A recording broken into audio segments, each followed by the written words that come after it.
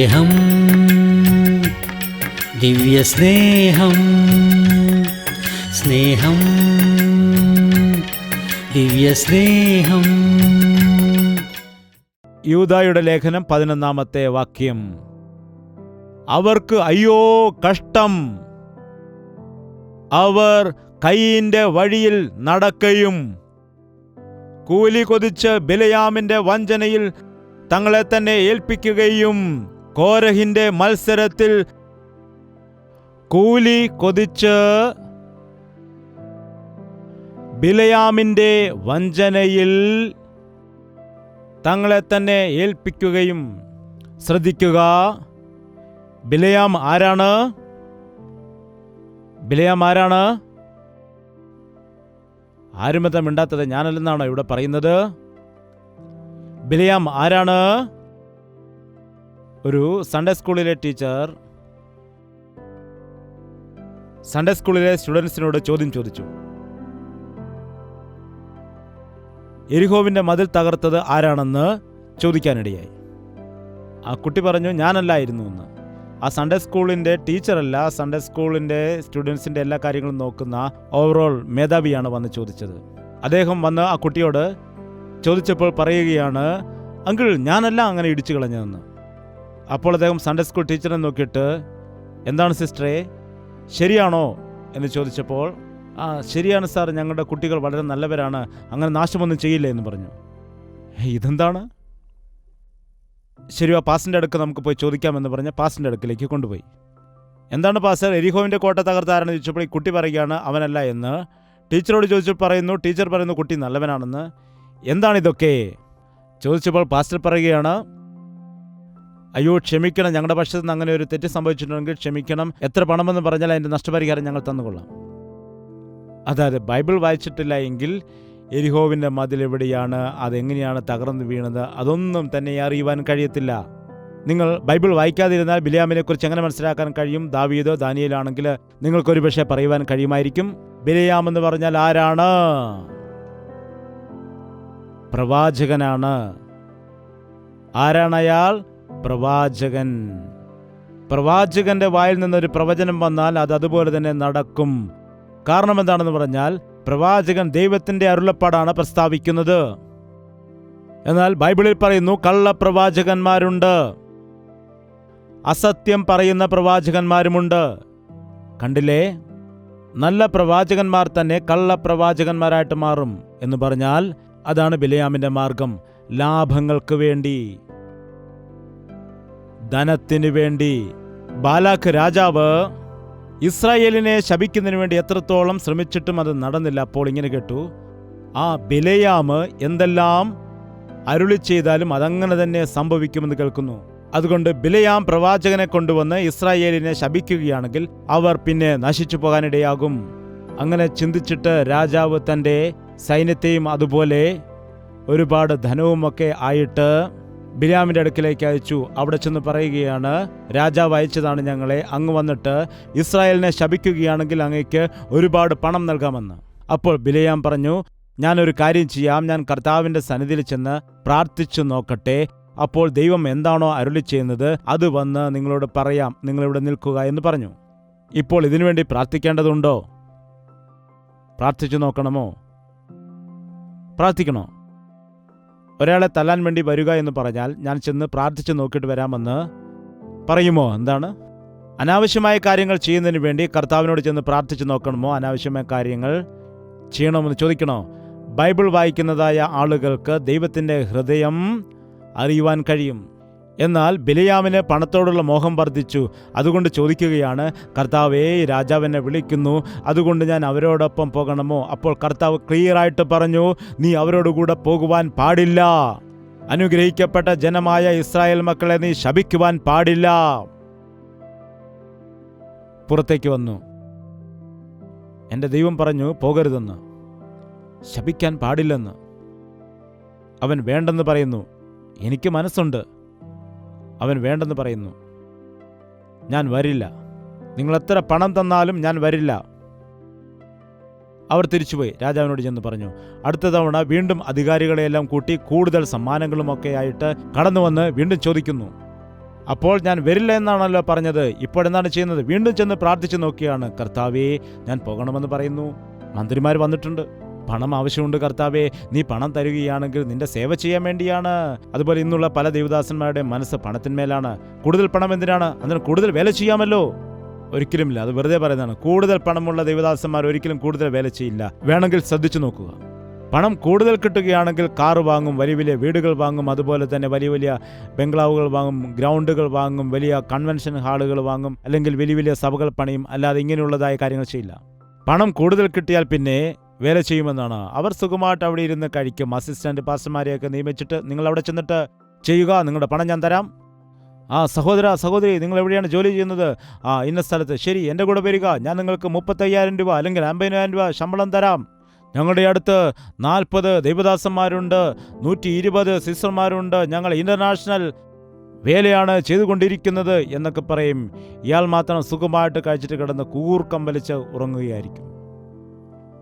പണം കൂടുതലുണ്ടെങ്കിൽ എങ്ങനെ ദൈവത്തിൻ്റെ വേല കൂടുതൽ ചെയ്യാൻ കഴിയും? പണം ദൈവമായി തീരുമ്പോൾ, പണത്തെ നീ ആശ്രയിക്കുമ്പോൾ ആത്മാക്കളുടെ ഭാരം നിനക്ക് എങ്ങനെയുണ്ടാകും? പണത്തിൻ്റെ പേരിൽ വേല ചെയ്താൽ നിനക്ക് ആത്മാക്കളെ നേടാൻ കഴിയുമോ?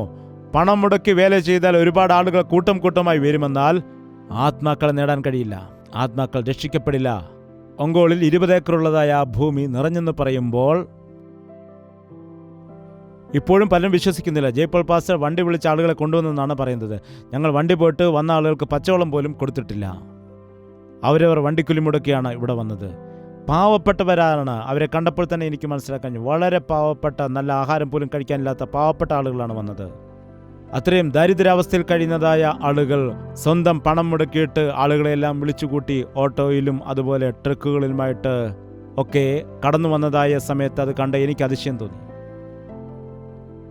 പണം കൊടുത്ത് ചെയ്യുന്നതായ ദൈവവേല അത് നിത്യതയോളം നിലനിൽക്കില്ല. കർത്താവിൻ്റെ ഒരു അഗ്നിശോധനയുണ്ട്. അതുകൊണ്ടാണ് ഞാൻ എപ്പോഴും ഭയപ്പെട്ട് ദൈവത്തിൻ്റെ വേല ചെയ്യുന്നത്. ദൈവത്തിൻ്റെ ശോധന, ദൈവത്തിൻ്റെ പരീക്ഷണം എപ്പോൾ കടന്നു വരുമെന്ന് അറിയുവാൻ കഴിയുകയില്ല. സേവ വളരും തോറും ഭയം കൂടി വരികയാണ് എൻ്റെ ജീവിതത്തിൽ.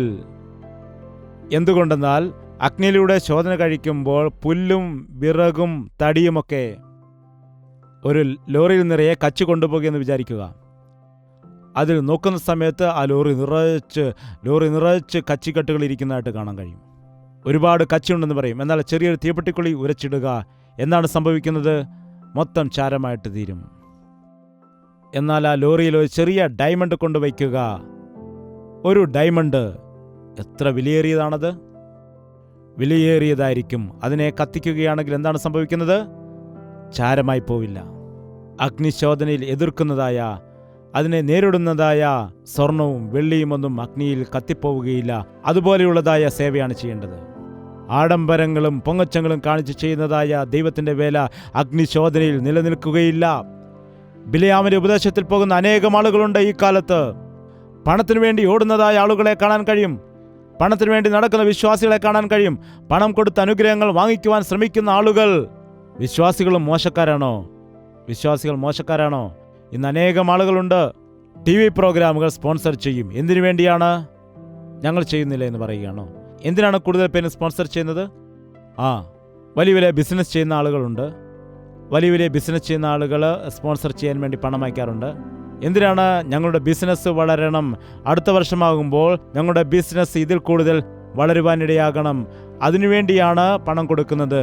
ദേവദാസനും പണം വാങ്ങിയിട്ട്, കർത്താവേ ഈ വ്യക്തിയെ നീ 100 ഇരട്ടി അനുഗ്രഹിക്കണമേ, അടുത്ത വർഷമാകുമ്പോൾ അവരുടെ ജീവിതത്തിൽ വലിയ അനുഗ്രഹങ്ങൾ നീ ചെയ്യണമേ, ആമേൻ.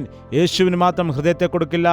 ആലയത്തിൽ കർത്താവിനെ ആരാധിക്കുന്നതിന് വേണ്ടി പോവുകയുമില്ല. വഞ്ചനയും കള്ളക്കണക്കും ചതിയുമൊന്നും ഉപേക്ഷിക്കുകയുമില്ല. അതുകൊണ്ട് എന്ത് പ്രയോജനമാണുള്ളത്? നിനക്ക് എത്ര പണമുണ്ടെങ്കിലും നീ സ്വർഗത്തിൽ പോയില്ലെങ്കിൽ പിന്നെ നിനക്ക് എന്ത് പ്രയോജനം? ഈ ലോകത്തിൽ അനുഗ്രഹിക്കപ്പെടുന്നതിന് വേണ്ടി പണം കൊടുത്ത് അനുഗ്രഹം വാങ്ങാൻ ശ്രമിക്കുമ്പോൾ മറ്റു ചില ദൈവദാസന്മാരും പണം വാങ്ങിയിട്ട് അനുഗ്രഹം കൊടുക്കുവാൻ ആഗ്രഹിക്കുന്നു. ഇത് ബിലെയാമിന്റെ മാർഗമാണ്. അവർ കൂലി വാങ്ങുന്നതിന് വേണ്ടി, ബിലെയാമിന്റെ മാർഗത്തിൽ സഞ്ചരിക്കുന്നതിന് വേണ്ടി അവർ പരിശ്രമിച്ചു. അവർ അതിനുവേണ്ടി ഓടി. പണത്തിനു വേണ്ടി എന്തിനാണ് നീ ഓടുന്നത്? ജോൺ വെസ്ലി എന്ന ദൈവത്തിന്റെ കരങ്ങളിൽ ശക്തമായി ഉപയോഗിക്കപ്പെട്ടതായ ഭക്തൻ പറഞ്ഞു, പണമോ, അത് ചപ്പാണ്, അത് ചവറാണ്, ഒരിക്കലും ഞാൻ അതിൻ്റെ പിറകെ പോകില്ല എന്ന് പറഞ്ഞു.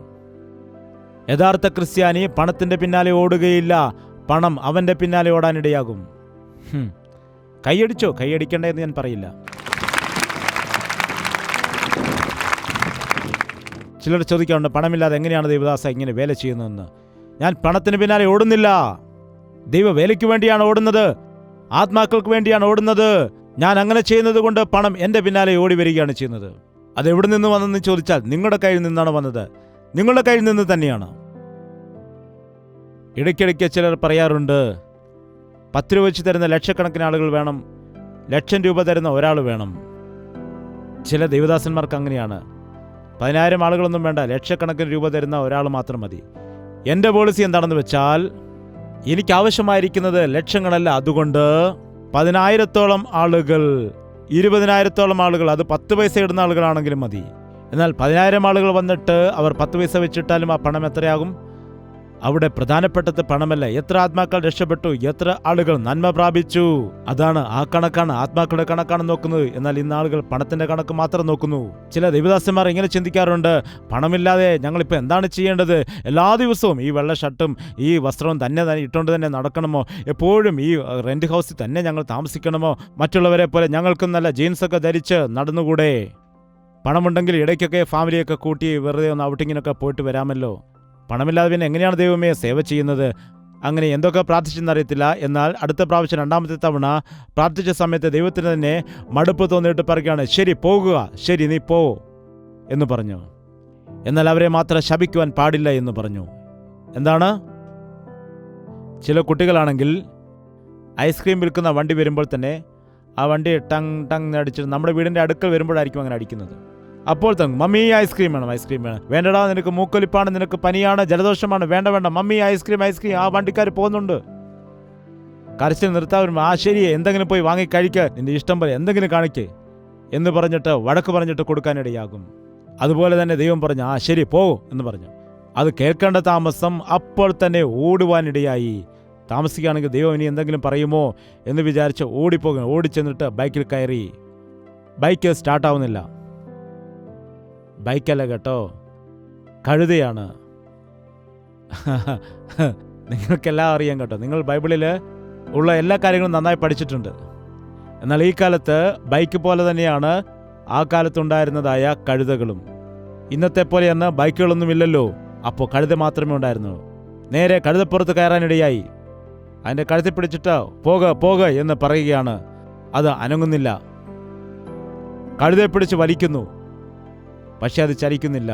പെട്ടെന്ന് ദേഷ്യം വന്നു. ആ രാജാവിൻ്റെ അടുക്കൽ എത്രയും പെട്ടെന്ന് ചെല്ലണം, അവിടെ ചെന്നിട്ട് വേഗത്തിൽ പണം കൈക്കലാക്കണം. എന്നാൽ കഴുത അനങ്ങുന്നില്ല. അതിനെ ടപ്പേ ടപ്പേ ടപ്പേന്ന് അടിച്ചു. എത്ര തവണ അടിച്ചു അതറിയാമോ? 3 തവണ അടിച്ചു. അടിച്ചതായ സമയത്ത് കഴുത എന്താണ് ചെയ്തതെന്നറിയാമോ? എന്നെ എന്തിനാണ് അടിച്ചത് എന്ന് ചോദിച്ചു.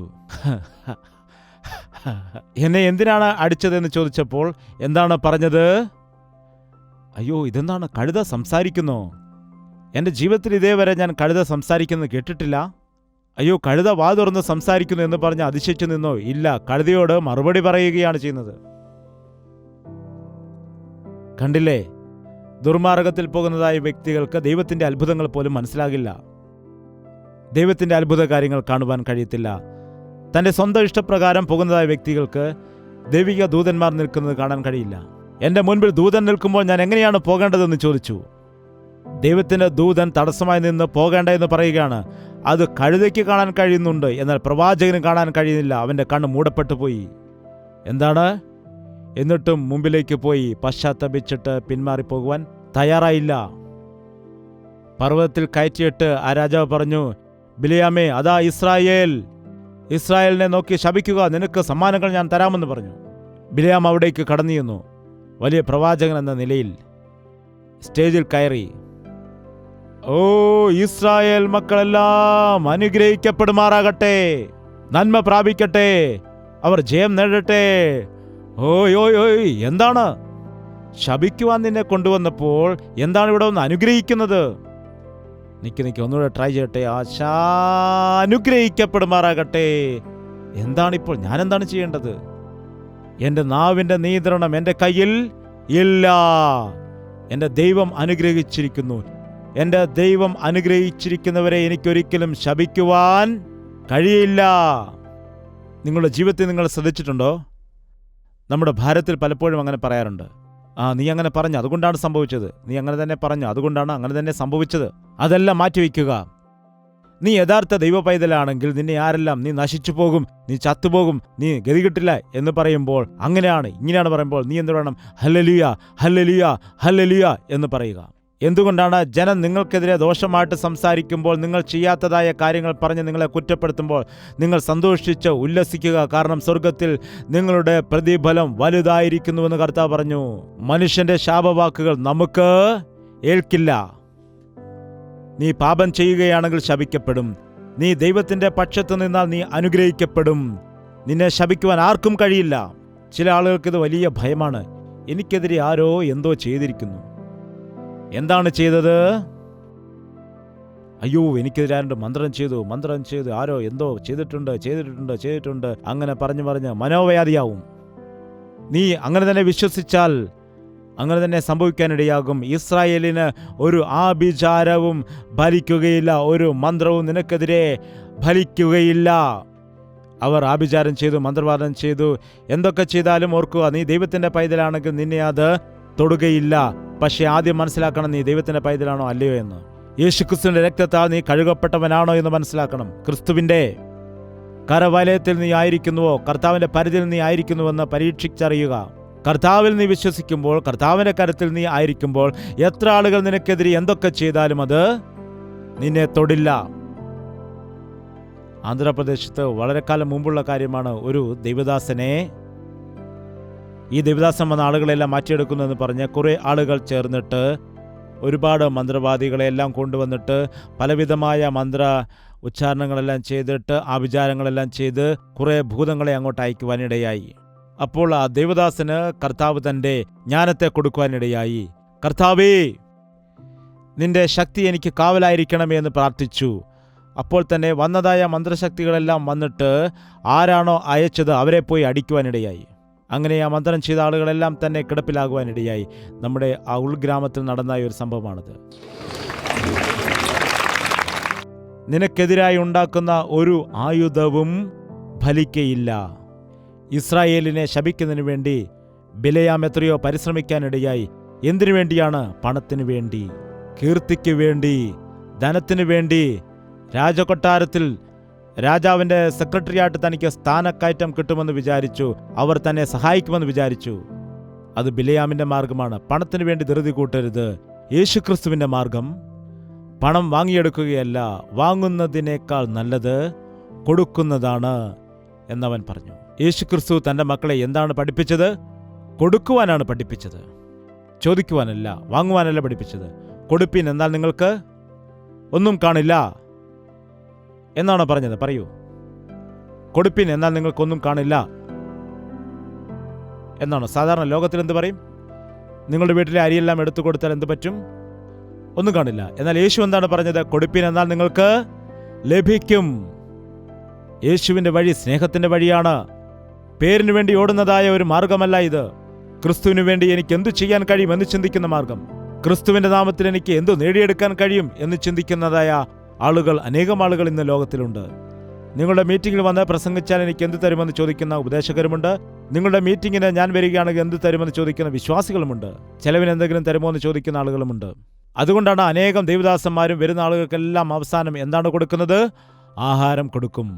ആഹാരം കൊടുക്കുന്ന ഒരു കൂട്ടായ്മ ഇവിടെ ഉണ്ടെങ്കിൽ വരുന്ന ആളുകൾക്കെല്ലാം ബിരിയാണി കൊടുക്കുകയാണെങ്കിൽ എന്തായിരിക്കും? ഈ കോമ്പൗണ്ട് മുഴുവൻ നിറയില്ലേ? എല്ലാവർക്കും സൗജന്യമായിട്ട് ബിരിയാണി ഉണ്ടായിരിക്കുമെന്ന ഒരു ബോർഡ് അവിടെയും വെക്കുകയാണെങ്കിൽ എന്താണ്, ഈ കോമ്പൗണ്ട് ശരിയാകുമോ? ഈ കോമ്പൗണ്ട് നിറച്ച് എല്ലാവരും വരാനിടയാകും. എന്തിനാണ്? ബിരിയാണി കഴിക്കാൻ. ലാഭത്തിന് വേണ്ടി ദൈവത്തെ ആരാധിക്കുന്നു. ദൈവത്തിൻ്റെ ആരാധനയും ലാഭവും തമ്മിൽ ബന്ധമില്ല. കർത്താവ് എന്താണ് പറഞ്ഞത്? ഒരുവൻ എന്നെ അനുഗമിക്കുവാൻ ഇച്ഛിക്കുന്നു എങ്കിൽ തന്നെത്താൻ തിരസ്കരിച്ചുകൊണ്ട് തൻ്റെ ക്രൂശ് എടുത്തുകൊണ്ട് അനുദിനവും എന്നെ അനുഗമിക്ക എന്ന് പറഞ്ഞു. ബിലെയാമിൻ്റെ മാർഗമെന്നത് ധനത്തിനു വേണ്ടിയും പ്രശസ്തിക്ക് വേണ്ടിയും ഓടുന്ന മാർഗമാണ്. നമ്മളൊരിക്കലും ആ മാർഗത്തിൽ പോകുവാൻ പാടില്ല. ദയവ് ചെയ്ത് നിങ്ങളുടെ തലകളെ വണക്കാം. നമുക്ക് പ്രാർത്ഥിക്കാം. നിങ്ങളുടെ ശാപത്തെ നഴിക്കുന്ന ദിവസമാണ്. നിന്നെ അനുഗ്രഹിക്കുവാൻ കർത്താവ് ആഗ്രഹിക്കുകയാണ്.